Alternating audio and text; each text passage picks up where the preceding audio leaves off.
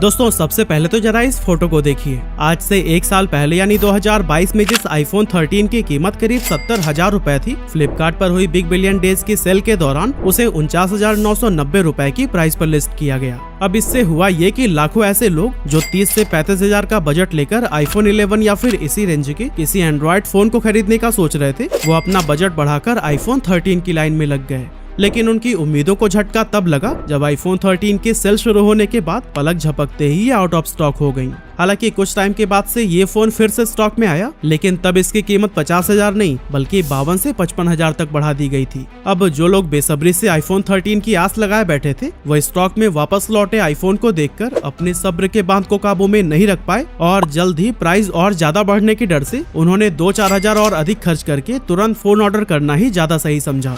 2022 की big billion days के दौरान फ्लिपकार्ट ने लाखों आईफोन्स बेचे थे और लगभग हर साल की ही यही कहानी होती है। एक छोटी सी साइकोलॉजिकल ट्रिक से फ्लिपकार्ट ने न सिर्फ कस्टमर्स को अपना प्रोडक्ट बेच दिया बल्कि करोड़ों रुपए का एक्स्ट्रा प्रॉफिट भी कमा लिया। यहाँ तक कि फ्लिपकार्ट बिग बिलियन डेज के दौरान इतने आईफोन्स बेच देता है कि फोन तो ठीक है लेकिन उसके चार्जर तक इंटरनेट पर आउट ऑफ स्टॉक हो जाते हैं। और हाँ, ये तो मैं सिर्फ एक ब्रांड के फोन की बात कर रहा हूँ ना। आप अंदाजा भी नहीं लगा सकते कि ऐसी हाईली एंटिसिपेटेड सेल्स के दौरान ये ऑनलाइन ई कॉमर्स प्लेटफॉर्म कितनी ज्यादा सेल्स जनरेट करते होंगे। लेकिन दोस्तों इसके बावजूद अगर हम इनकी फाइनेंशियल रिपोर्ट्स को देखें तो यहाँ हमें एक अलग ही तस्वीर देखने को मिलती है। फाइनेंशियल ईयर 2022 में जहां फ्लिपकार्ट ने 4,362 करोड़ रुपए का लॉस किया था, वहीं अमेजन के लिए ये नंबर 3,649 करोड़ रुपए का था। ऐसे में सवाल उठता है कि फ्लिपकार्ट और अमेजन जैसे इन ई कॉमर्स प्लेटफॉर्म्स का बिजनेस मॉडल आखिर कैसे काम करता है। बिग बिलियन डेज और अमेजन ग्रेट इंडियन फेस्टिवल जैसी सेल्स में इतने हैवी डिस्काउंट के पीछे का सच क्या है। और हाँ, सबसे बड़ा सवाल कि आखिर ये कंपनीज इतनी ज्यादा सेल्स करने के बाद भी आखिर इतनी लॉस में क्यों जा रही हैं।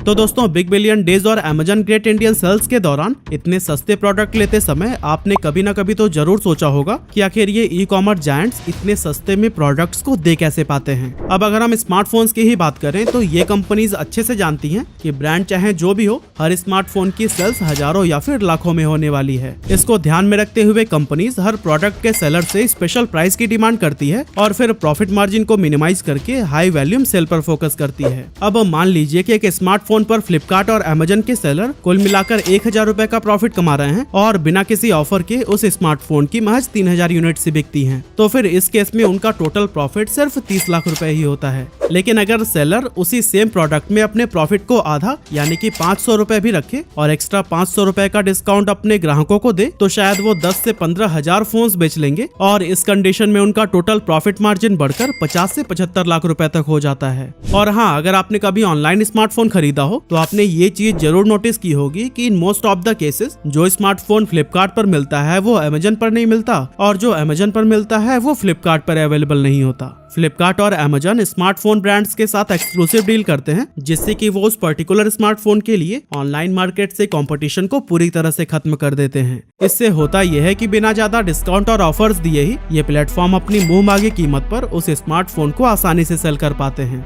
अब डिस्काउंट और ऑफर से याद आया कि आजकल ऑनलाइन शॉपिंग प्लेटफॉर्म पर क्रेडिट कार्ड डिस्काउंट और नो कॉस्ट EMI जैसे ऑफर्स काफी देखने को मिलते हैं। मान लीजिए कि आप एक लैपटॉप खरीदने वाले हैं जो HDFC के क्रेडिट कार्ड पर 2,000 रुपए के डिस्काउंट के साथ मिल रहा है, तो यहाँ पर अब काफी ज्यादा चांसेस हैं कि आप डिस्काउंट के लालच में HDFC का क्रेडिट कार्ड जरूर ले लेंगे। इस तरह से ये प्लेटफॉर्म्स बैंक्स के साथ कोलैबोरेट करके म्यूचुअल सेल्स करते हैं और कस्टमर को दिया जाने वाला डिस्काउंट का अमाउंट भी इन्हीं बैंक से ही वसूलते हैं। अब दोस्तों एक ऑफलाइन मर्चेंट के पास अगर दिन में 100 कस्टमर्स आते हैं तो वो शायद मुश्किल से 10 लोगों को ही अपना प्रोडक्ट खरीदने के लिए कन्विंस कर पाता होगा। लेकिन दूसरी तरफ फ्लिपकार्ट और अमेजन आपकी सर्च हिस्ट्री की मदद से आपकी पसंद और नापसंद को अच्छे से समझ चुके होते हैं और ये भी अंदाजा लगा लेते हैं कि आप कौन सा प्रोडक्ट खरीदना प्रेफर करने वाले हैं। ऐसे में वो आपको पर्सनलाइज्ड रिकमेंडेशंस देते हैं और उनकी सक्सेसफुल सेल्स की चांसेस काफी ज्यादा हाई हो जाती है। यही नहीं, ऑफलाइन मर्चेंट के कंपैरिजन में ये ऑनलाइन प्लेटफॉर्म्स काफी बेहतर ढंग से क्रॉस सेलिंग भी कर पाते हैं जिससे कि ये बड़ी चालाकी से कस्टमर के कार्ड की वैल्यू को इंक्रीज कर देते हैं। जैसे कि अगर आप एक होम वर्कआउट इक्विपमेंट खरीदते हैं तो फिर आपको प्रोटीन शेक्स और दूसरे सप्लीमेंट्स भी दिखाए जाएंगे जिससे साइकोलॉजिकली आपकी जरूरतें बढ़ जाएंगी और आप आज नहीं तो कल उन चीजों को भी जरूर खरीद लेंगे। अब दोस्तों बिग बिलियन डेज और अमेजन ग्रेट इंडियन सेल्स के दौरान कई हाई वैल्यू प्रोडक्ट पर लिमिटेड टाइम डील रखे जाते हैं और कई प्रोडक्ट प्रोडक्ट्स पर तो इतना अट्रैक्टिव ऑफर दिखा दिया जाता है कि लाखों की संख्या में कस्टमर उसे परचेज करने के लिए टूट पड़ते हैं। कुछ ऐसा ही हमने वीडियो की शुरुआत में आईफोन 13 के साथ भी देखा था, जहां 50,000 का फोन लेने के लालच में लाखों लोग आ गए थे, लेकिन इस ऑफर का फायदा कुछ गिने चुने लोग ही उठा सके। लेकिन अगर आपको लगता है कि उन खुशकिस्मत लोगों को आईफोन 13 50,000 में मिल गया है, तो चलिए अब मैं आपको इन ऑनलाइन सेल्स की डार्क रियलिटी को भी दिखा देता हूँ। इंटरनेट ऐसी ट्वीट्स और पोस्ट से भरा पड़ा है जहां कस्टमर्स ने शिकायत की है कि उन्होंने 50,000 में आईफोन 13 ऑर्डर तो कर लिया, लेकिन बाद में उनका ऑर्डर कैंसिल कर दिया गया। अब यहाँ आप शायद ये सोच रहे होंगे कि फ्लिपकार्ट का स्टॉक खत्म हो गया होगा, लेकिन दोस्तों सोचने वाली बात तो ये है कि क्या स्टॉक सिर्फ 50,000 वाले आईफोन के लिए ही खत्म हुआ था, क्योंकि इसके कुछ सेकंड बाद ही आईफोन 13 वापस से स्टॉक में आ गया, लेकिन उसकी प्राइस बढ़ाकर 52 से 55,000 रुपए तक कर दी गई थी। जाहिर सी बात है कि फ्लिपकार्ट ने जानबूझकर कस्टमर की साइकोलॉजी को मैनिपुलेट किया, जिससे उनकी सेल्स ज्यादा हो सके। और इस तरह से जिन सेल्स को आप सेविंग करने का तरीका समझते हैं ना, वो असल में आपकी जेब को और भी ज्यादा ढीली कर रही होती है। लेकिन अब आपके दिमाग में ये सवाल जरूर आ रहा होगा कि आखिर इन ई कॉमर्स प्लेटफॉर्म का बिजनेस मॉडल कैसे काम करता है। अब दोस्तों, जब भी आप किसी रेस्टोरेंट में जाते हैं तो सबसे पहले आपको एक ऐसा मेन्यू या कैटलॉग दिया जाता है जहां पर वहां मिलने वाली सारी डिशेज मेंशन्ड होती हैं। आप जो भी खाना सेलेक्ट करते हैं, वेटर आपके ऑर्डर को शेफ तक पहुंचाता है, और फिर खाने के बाद जब पेमेंट करने की बारी आती है तो फिर उसका ध्यान रखने के लिए भी रेस्टोरेंट में अलग से लोग होते हैं। फ्लिपकार्ट और अमेजन जैसे ई कॉमर्स भी महज एक कैटलॉग ही होते हैं, जिनके पास मोस्ट ऑफ द केसेस में अपनी कोई इन्वेंट्री नहीं होती है। ये प्लेटफॉर्म्स अपने साथ लाखों सेलर्स को जोड़ते हैं जो यहाँ अपने प्रोडक्ट को लिस्ट करते हैं और इन प्लेटफॉर्म्स के मैसिव कस्टमर ट्रैफिक का फायदा उठाते हैं। जब भी आप फ्लिपकार्ट या फिर अमेजन पर किसी प्रोडक्ट को बाय करते हैं तो फिर ये प्लेटफॉर्म्स आपकी डिटेल उस सेलर तक पहुंचा देते हैं जिसने कि उस प्रोडक्ट को लिस्ट किया होता है। इधर सेलर अपना प्रोडक्ट पैक करता है, उधर इन प्लेटफॉर्म्स के साथ काम कर रहे हैं डिलीवरी पार्टनर्स प्रोडक्ट को कस्टमर्स तक पहुंचाने का काम करते हैं। साथ ही यहाँ पर एक पेमेंट पार्टनर भी होता है जो कि कस्टमर से पेमेंट कलेक्ट करके उसकी प्रोसेसिंग को मॉनिटर करता है। इस तरह दूर किसी शहर के वेयर हाउस में पड़ा product in e commerce platforms के जरिए आपके दरवाजे तक पहुंचा दिया जाता है। लेकिन दोस्तों, अब सवाल ये है कि आखिर ये प्लेटफॉर्म्स पैसे कैसे कमाते हैं। तो दोस्तों, जब भी आप फ्लिपकार्ट या फिर अमेजन से कोई प्रोडक्ट खरीदते हैं तो फिर ये प्लेटफॉर्म सेलर से उसके बदले में एक कमीशन चार्ज करते हैं, जो कि अलग अलग प्रोडक्ट्स के लिए 10 से 20% के बीच होती है। अब यहाँ हम फ्लिपकार्ट का एग्जाम्पल लेकर चलते हैं, जहाँ मान लीजिए कि आप एक सेलर हैं और आपके प्रोडक्ट पर फ्लिपकार्ट 10% की कमीशन चार्ज करता है।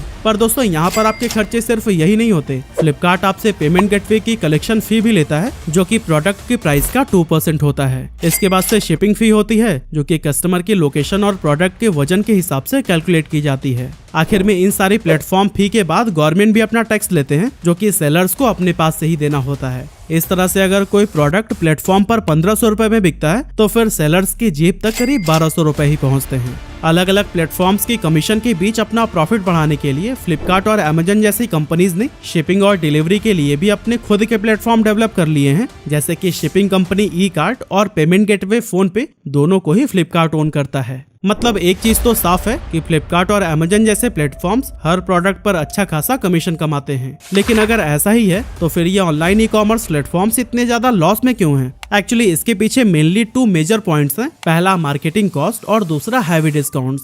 फाइनेंशियल ईयर 2022 में फ्लिपकार्ट ने अपनी मार्केटिंग पर करीब 1945 करोड़ रुपए खर्च किए हैं, तो वहीं अमेजन के लिए ये नंबर 3426 करोड़ रुपए का था। कस्टमर्स को अपने प्लेटफॉर्म से जोड़े रखने के लिए कंपनीज कंपटीशन के चक्कर में कभी कभी तो इतने ज्यादा डिस्काउंट्स दे देती हैं कि कई बार तो इन्हें उसका पैसा अपनी ही जेब से भरना पड़ जाता है। लेकिन दोस्तों, इतने लॉसेस के बाद भी ये कंपनीज मार्केट में इसलिए एग्जिस्ट कर रही हैं क्योंकि इस टाइम पर इनका मकसद खुद को प्रॉफिटेबल बनाना नहीं, बल्कि आपको इन प्लेटफॉर्म से शॉपिंग करने का एडिक्शन लगाना है। फ्लिपकार्ट और अमेजन जैसी कंपनीज अच्छे से जानती हैं कि अगर वो आपको अपने प्लेटफॉर्म की लत लगा देंगी और आप घर बैठे स्क्रीन को स्क्रॉल करके ही सामान खरीदने के आदी हो जाएंगे, तो फिर आज से 10 साल बाद आप न चाहते हुए भी ज्यादा पैसे देकर इन्हीं से ही सामान खरीदेंगे। लेकिन दोस्तों, जानते हैं ह्यूमन साइकोलॉजी के इस गेम में सबसे ज्यादा लॉस किसका हो रहा है? यहाँ सबसे बड़ा लॉस आपका या फिर मेरा नहीं, बल्कि उन लोकल मर्चेंट्स का होता है जिनके पास लिमिटेड इन्वेंट्री और सिर्फ एक लोकल एरिया के कस्टमर का ही एक्सेस होता है। कहने का मतलब ये है कि ना तो वो अपनी दुकान पर अमेजन की तरह सब कुछ बेच सकता है और ना ही उसे भारत के कोने कोने से ऑर्डर्स आने वाले हैं। उसके कस्टमर सिर्फ वही लोग होते हैं जो कि उसकी दुकान के आसपास के एरिया में रहते हैं। दिवाली पर बाजारों में दिखने वाली भीड़ जो कि इन दुकानदारों की जिंदगी में रौनक लाया करती थी, वो आज अपने बिस्तर पर पड़े पड़े स्क्रीन स्क्रॉल करके ही अपनी जरूरतों को पूरा कर लेती है।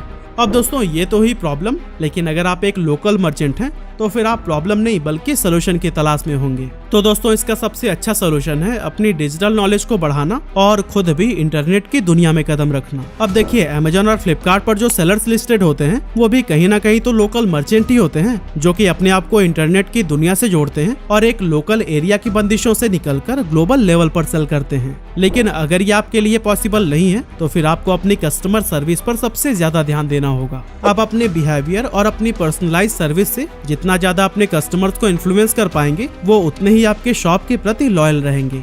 वैसे आपको क्या लगता है, क्या अमेजन और फ्लिपकार्ट जैसे प्लेटफॉर्म्स लोकल दुकानों को पूरी तरह से बंद करा देने वाले हैं? आप अपनी ओपिनियन हमें कमेंट करके जरूर बताइएगा।